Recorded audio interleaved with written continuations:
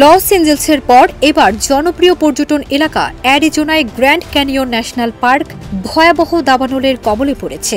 যুক্তরাষ্ট্রের ৯৬ বছরের পুরনো এই স্থাপনাটি সম্পূর্ণভাবে ধ্বংস হয়ে গেছে।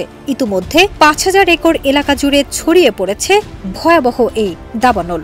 পাশাপাশি আরও অন্তত ৮০টি অবকাঠামো আগুনে পুড়ে গেছে বলে নিশ্চিত করেছে national park service.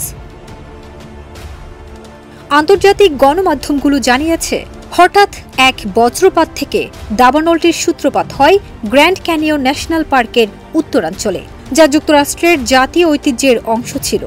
Grand canyon lodge সহ দর্শনার্থীদের কেবিন, কর্মীদের আবাসন, প্রশাসনিক ভবন, একটি গ্যাস স্টেশন এবং পানি নিরাপত্তা কেন্দ্র পুড়ে গেছে। যদিও পার্কের কর্মী ও পর্যটকদের যথাসময়ে নিরাপদে সরিয়ে নেয় প্রাণে বেঁচে যান তারা। ইউনেস্কো ঘোষিত এই ভবনটিকে যুক্তরাষ্ট্র সরকার জাতীয় ঐতিহাসিক ল্যান্ডমার্ক হিসেবে স্বীকৃতি দিয়েছিল। এটি থেকে গ্র্যান্ড ক্যানিয়নের একান্ত সৌন্দর্য উপভোগ করতেন হাজারো দর্শনার্থী।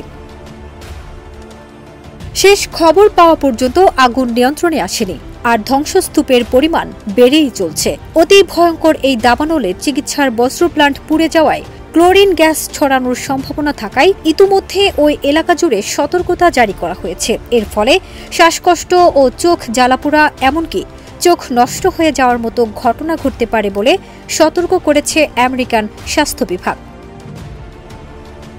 নেটিজেনরা বলছেন, এ যেন প্রকৃতির প্রতিশোধ।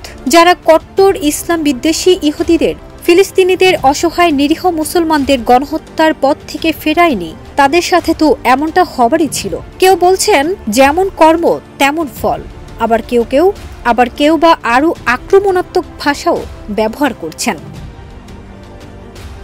ফারজানা নিকিতা, দেশ রূপান্তর।